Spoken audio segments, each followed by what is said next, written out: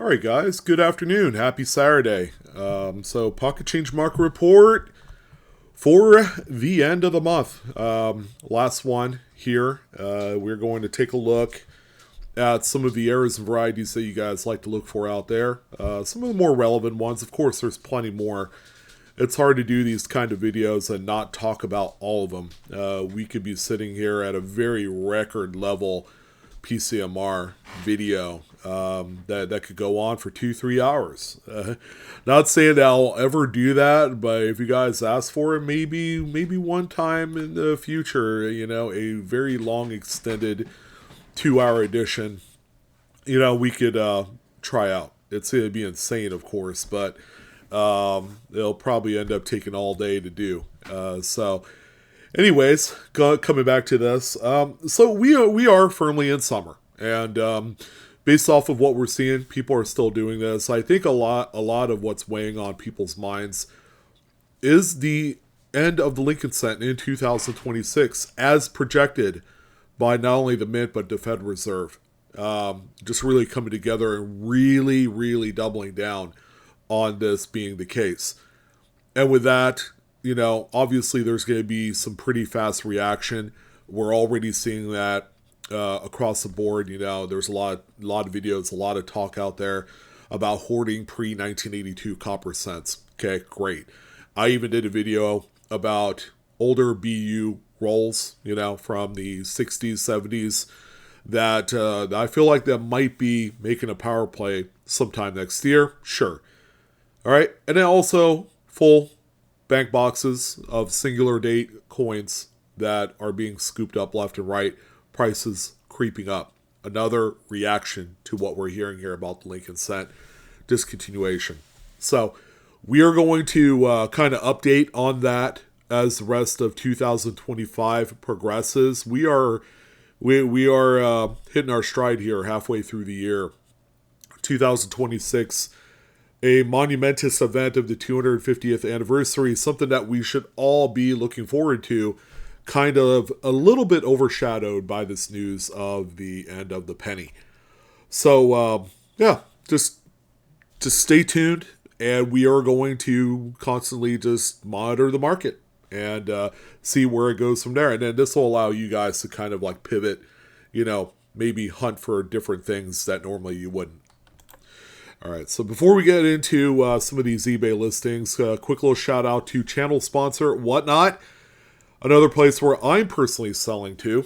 All right, come check us out. We have a show every week. We took the week off this week due to a few things, some personal things and goals that we were trying to button down. But we are going to be back here this coming week with another trio of shows. We are in the middle of a summer-long promotional period that ends July 31st. We are kind of officially halfway through that point, and it's been a lot of fun. We're giving away some big prizes. Come check us out. You can either scan the QR code or use one of the links down below in the description box or pinned in the comments section.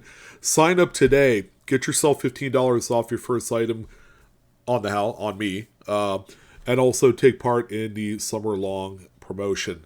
We call it the Powerhouse, and I kind of like it because it's power to the house. All right, well, let's go ahead and jump right in. So we're going to, this is about 36 hours worth of activity. Generally we look at up to date 1 to 2 days worth of sold listings. How about a few nice, really crazy off-center broad strikes and double strikes here. 1980. This one is off-center by about 65%. Beautiful coin. Oxidized a little bit brown, but also showing some mint red on the actual off-center struck part of the coin.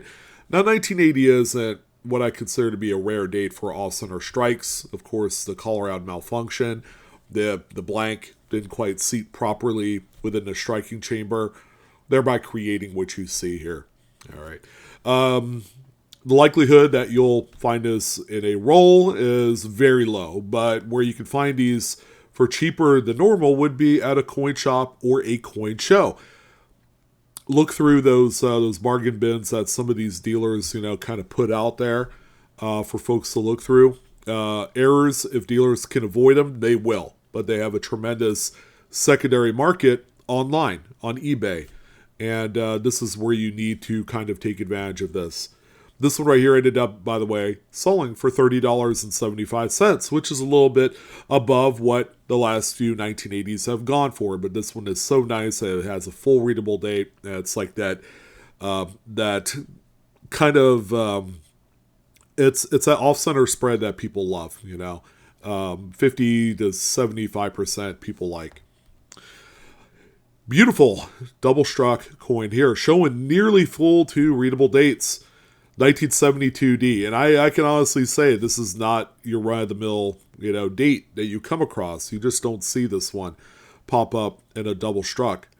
And this one here is stunning. Hard to believe it's not a graded holder, which, by the way, we just talked about raw coins. These obviously represent a short list of coins that you don't need to grade. Grading is at the forefront of this industry as we see it.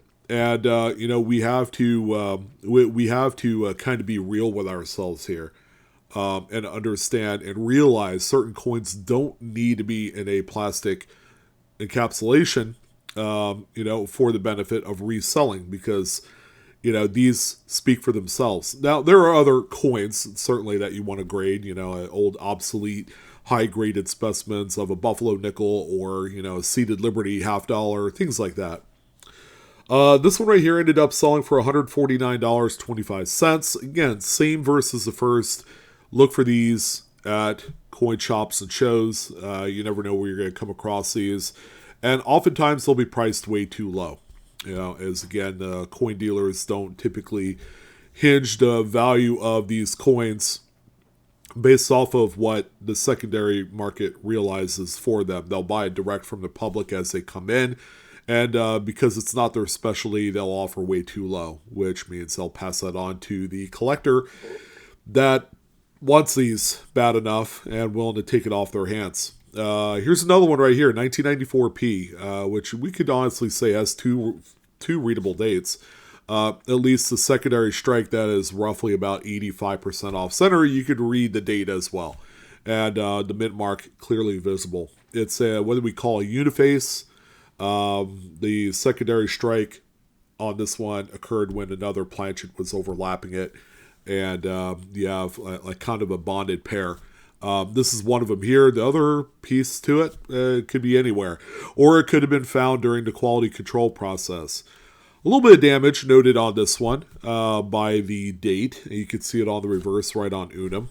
But that notwithstanding, this one ended up selling for $169.25. Very good sale, rivaling the Lincoln cent that we saw prior. We do talk about currency as well. So we do have a couple really nice pieces on the day here. 1958 $20 bill. This is the old school small head design. This one looks as old as we think it is, and it is. This one has kind of like a large gutter fold. That had at one point been like this very deep wrinkle on the subject sheet right on the corner.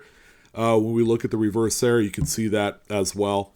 So there was about probably about a 1/4-inch gutter there that had accordioned at that particular spot.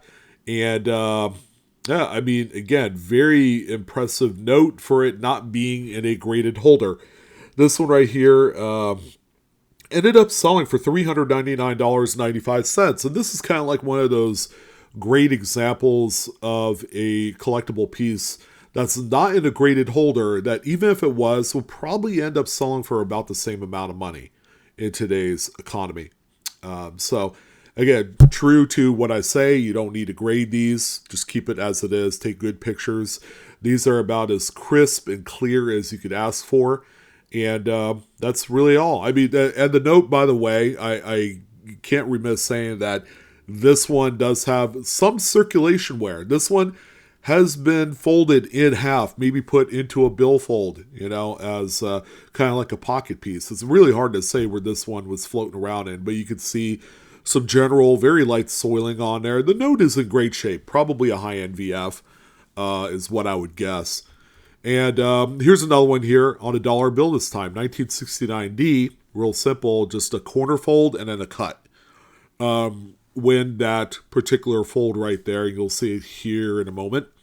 When that is unfolded, it actually creates a nice, what they call butterfly fold, which is like an ear attached to the paper that, if you really wanted to and trigger the paper money collecting community at large, you could, I guess, take a pair of scissors and, clip it off. Which I'm not going to say I've witnessed it, but I've talked to a few bank tellers that have found similar things like this. Maybe I think one person said they saw one on a newer $100 bill, just a little butterfly ear on the note where it had folded over. They simply tore that off, so that way it could count in their electronic counter. So yeah, kind of crazy, and all I could do was like slap my hand on my forehead and just say, you probably just cut the value of that note in half from a collector standpoint. And they're like, oh, too bad, so sad. But we as collectors, we keep an eye out on things like this. So the note, by the way, is selling for $299.95. What you're seeing there, by the way, is the margin, what they call selvage, showing just the because each sheet is individually numbered to keep track, and that is that number right there, the 5-digit that we're talking about. So this one's so crazy and such a huge miss that I actually did a shorts video on this before I uploaded this YouTube video. 1943S, Washington Quarter, with the ever-present and probably the biggest, bar none, variety in the series, the FS 101 doubled die obverse. This one is quite insane. If you're able to find this one in AU condition and up, it is instantly a 5-figure coin. Quite possibly one of the most dramatic varieties on the face of the 20th century suite of type coins. When we look up close here, check out some of these particular areas. In God We Trust is probably the strongest doubling that you will ever encounter on a quarter. The 43 Philly is as strong. 34, I think the medium motto is another one with the FS 101. DDO is another strong one. This one you can see nice doubling on Liberty, on the date. I mean, this one probably nets out VF20, like I had mentioned in that shorts video. So, here's the problem I have with this coin. And it's not so much the coin as it is the listing. And it's right here. Look what it says on the listing. 1948S. Wow. Oops. So when people are searching for this variety in the FS 101, it's not going to come up as a 43S in the general search.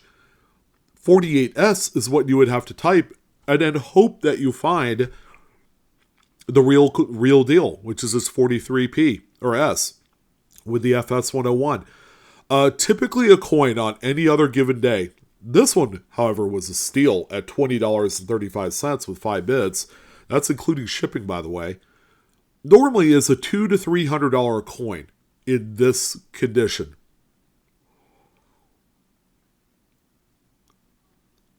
Long extended silence over.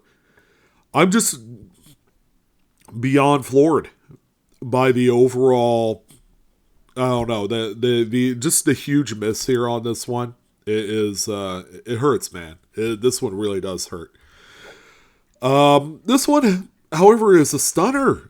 Lincoln Memorial Ascent, no readable date, but boy, look at that. Struck through an early state capped die with brockage. You can see what was left over of the reverse design on that die cap. Still early enough where it had transferred over to the next coin, and that's this one here. Very nice early die state. This one ended up selling for $123.49 with 5 bids. Very beautiful coin. Die caps and brockages are quite good in today's error market. Kind of like cut die breaks are today as well.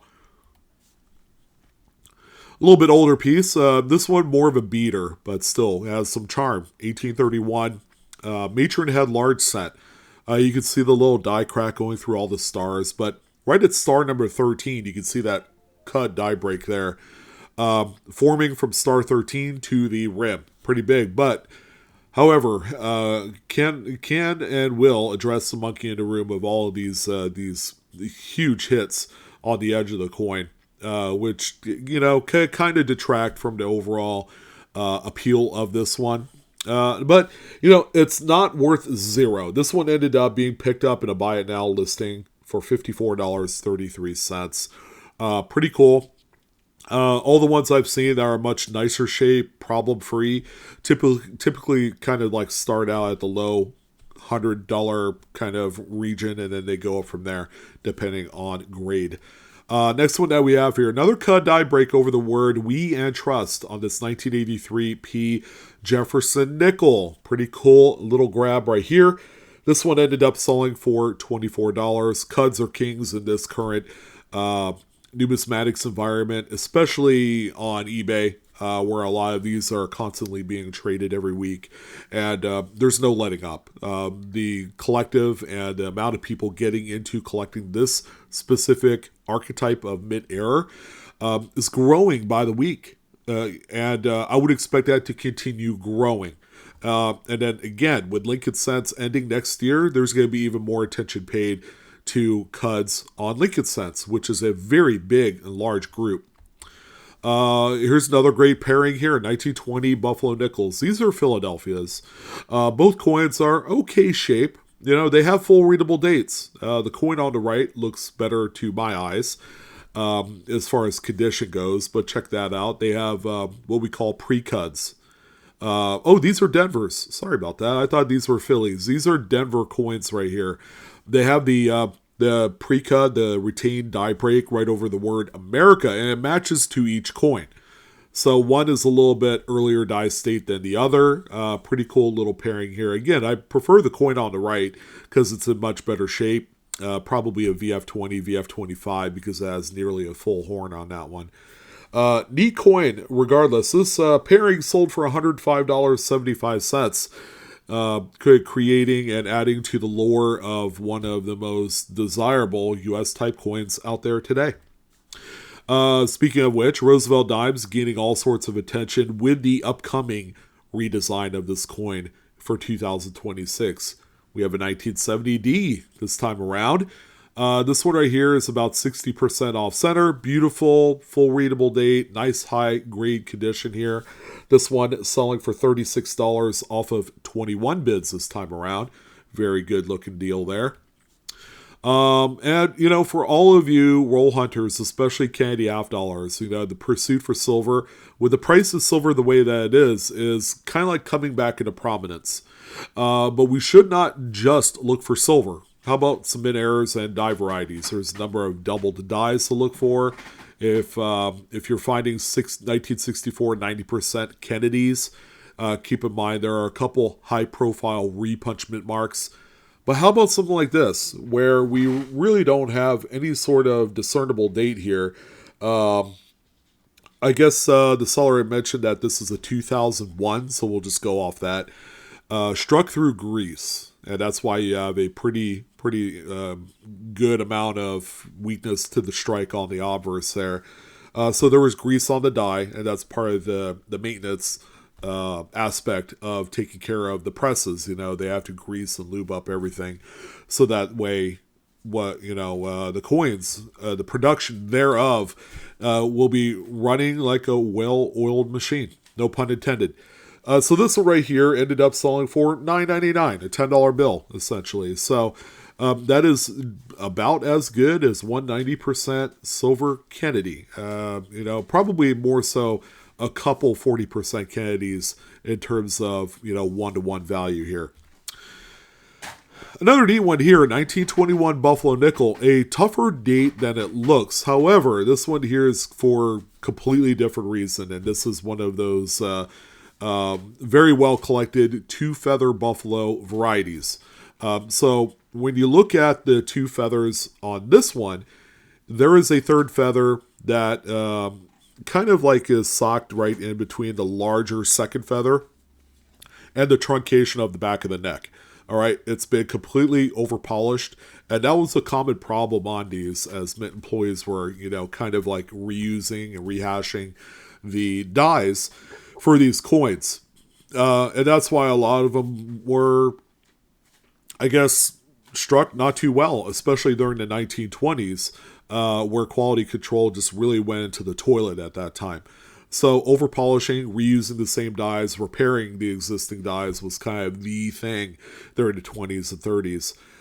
21, very nice tougher date. This one sold for $88.95. There are a bunch of other dates to look for two feather varieties, and they're all, for the most part, attributed with Favaz Stanton numbers. They're all recognized in the Cherry Picker's Guide, which is good news for a lot of you that are looking for these. They're going to have a whole lot more activity on the secondary market than you would realize. Pretty cool one here. Someone had a full roll, kind of like a hand-assembled roll of 2023 Philly Lincoln Shield scents. These are all the extra V varieties. So they got that extra little V, little notch right next to VDB initials on the obverse of the coin. So full roll of 50. This is what I consider to be quite a good grab. And I'll tell you why here in a moment. This one ended up selling for $505. So that's about $10 per coin. You can essentially take these, turn around, because they're all like really bright and minty fresh. And, probably represent a couple specimens in there that could be worthy of grading. Because I know grading these is still a thing. And the big grading companies will still attribute this with the extra V variety right on the label. So, you could, if you wanted to, you could take the coins you see here, sell them individually for like $24.99, and, sell them as you go. It's kind of like a really good supplemental piece to add to your eBay store if you're looking for something that is static, that has some pretty good popularity to it, and you have just some nice high quality examples here. This is, speaking of the devil, a full bank box of 2023 Philly Lincoln Shield scents. Lincoln Shield scents. Yeah, that's what I really meant to say. But anyways, this is a full $25 bank box. Okay, keep in mind, $25 face value. This one ended up selling for $145. No promise that there are going to be extra V coins in here, but it was sold as kind of just a full bank box. And as we know, and as I've been talking about, sealed equity is going to become even more important as we head into the new year. I know we're 6 months away from that, but, with 2026, the whole semi-quincentennial event, the end of the penny, you better believe that these right here are going to be disappearing off the map. And then, when they come back onto the map, people are going to be asking $200, $300, $400 for these boxes. And that's all a nostalgia act, people. People are going to pay that kind of money, for these. And they're just going to hold on to them. Because can you imagine the value in 10 years, in 20 years?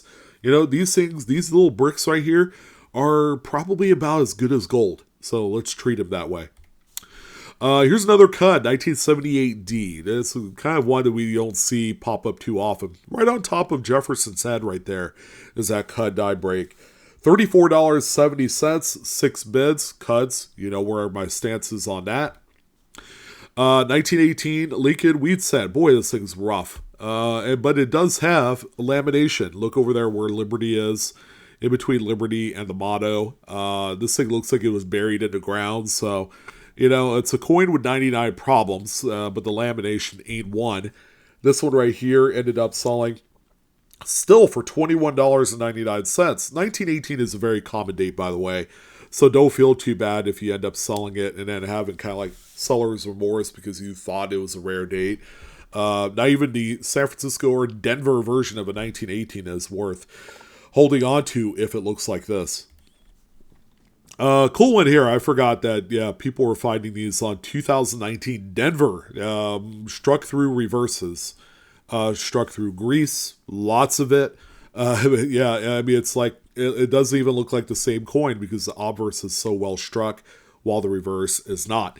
So this one right here is selling for $14.51. Certainly one to just pull out. It's not going to make you rich, but it does kind of like add to that big old pool of cash that you've been saving up by selling all of your neat and interesting die varieties mid-airs. We also have this one here. Of course, we know what this one is. The FS 101 Double to Die Avarice 1972 Lincoln Memorial Set. This one, a little bit circulated. I'd probably say it's like a high-end AU brown or a low mid-state like 61 brown. But still quite a very, very valuable coin. $434.99 was the final realized sale on that one. Here's a 1999P Jefferson nickel, off-center by a little bit there. 15%? Pretty nice, clean example. Sold for $56.50 with 18 bids. This is, by the way, one of the more common dates for off-center and broad strikes. But this one also kind of has full steps on there as a way. The seller also promoted this with full steps, and that kind of helped its cause selling for this kind of money, whereas typical sales are around $24 to $30. 1924 D Mercury Dime. A really nice one here. This one has a clip. A very, very shallow clip. You can see it on the obverse right between B&E and Liberty. Even has a little Blakesley effect as well. Just kind of like that flattened rimmed area by the date. Seller mentioned that it is a near full band's coin. I can't argue with that. It's close, but no cigar on this one. It is considered probably like an AU coin. This one right here is sold for $319.43. A lot of that also, aside from the mid-air, this is just a really tough date. Would I dare call it a key date? Probably not. It's probably, I would, consider this one to be kind of like in the same level as the 1931 Mercury Dime, which it's a tougher date, but you can still find some nice ones with a little bit of searching. Well, we haven't talked about fancy serial number collecting in quite a while. You guys remember those videos I used to do? We leave those particular duties to guys like Sam from Kingdom Currency. Shout out to Sam at Kingdom Currency, who is on YouTube and has been selling like a madman on Whatnot. He would normally be talking about these. This is actually a 2017 $20 bill. Look at the serial number, zeros and ones. This is actually what they call a true binary fancy serial number. Zeros and ones are true binaries. So the note actually in decent shape. It has circulated a little bit. It's a net VF with a teller stamp on the reverse. This one here is sold for $78.98 with 20 bids. Pretty close to a 4 times face value on this one. I would take that all day long. Well done. The biggest cud of the week, 1982 large date. Wow, where's the cud? I can't really see it. Yeah. This one right here has a little bit of like carbon or corrosion spots on the reverse too, so it's not the perfect piece. It does look good on the front though. I will say that. I would have loved to have been a fly on the wall for this person to find this one while they're coin roll hunting a box of pennies. So $108.35 with 9 bids was the finale on this one, and that just leaves me tickled pink that something like this is still found in change today. Now, this is a crazy one. Sold by a longtime coin dealer on eBay. Edelman's has been around since the dawn of man, or the dawn of eBay. This one is impressive. A 2011 James Garfield presidential dollar. What's that thing on his head? That is actually a strike-through. Strike-through could be a wire. It could be a detached reading. It's anybody's guess. But boy, that thing is really cool. It's clean. It's not a scratch. If you looked at the very edge of the anomaly, it doesn't have the buildup on the sides of a typical scratch. Yeah, I mean, this thing is cool. And I haven't seen one of these. And, presidential dollars haven't really been, the most exciting thing. And that's why we don't talk about it, is because there's not a whole lot to look for, aside from your occasional missing edge lettering or your double edge lettering on a few of the coins. But aside from that, yeah, this is really cool. And because of that, it did sell for $199.95. Edelman's, good job. Good to see you on the list for once. Here's another 1982 large date copper with a cud, different size cud. This is what we call the godless version because it covers in God and part of we. $53.25, 11 bids. See, cuds, yeah, they're the hot performance coins, of the last like 5 years. They're just consistent. That's what I love about them.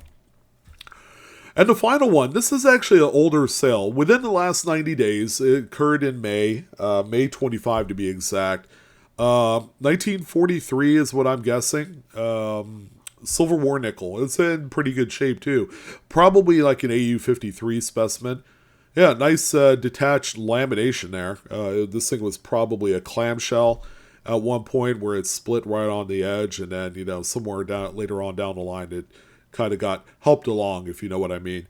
So this one here, want to let you know, it sold for $4,072.44. I'm like, man, that's a lot of money for a lamination, because we usually don't see that kind of price tag. But, granted that it's on this coin and it's on a much nicer specimen, because similar laminations that we find on a war nickel are very low grade examples. Doing even more research, come to find out that a buyer with a feedback score of like 2,600 bought this. So it seems legit. $4,072 is a lot of money for a lamination. Are we to this level yet? I don't think so. And doing more research, come to find out that it was relisted after the initial sale on the 25th. And then it ended up being yanked from eBay because it was sold off the market. So I don't know. Don't know if 4,000 is a realistic number on this. It seems very, very high and very optimistic, even though we had someone that bought it with a respectable feedback score. But I don't know. That's quite wild. That this even occurred in an ungraded holder, and the seller is legit too. The seller's a young guy doing very good for himself in the hobby. But yeah, this one will leave you scratching your guys' heads for sure. But that's going to go ahead and do it for this edition of the PCMR for the month of June, the final one. Again, just to kind of double down on this information, this video is for educational use only. None of this is financial advice. Please, as always, heed caution, grade, and collect your coins responsibly. I'm your host, Sean, with Blue Ridge Silverhound. Hopefully you got a little bit of kind of like that the juice is flowing on this one, and you have inspiration to go out there and find some coins that you would like to add to your collection or resell on this platform. Thank you guys again. Don't forget to like, share, and subscribe. Have a great weekend, and I will see you on the next coin video. So long, guys.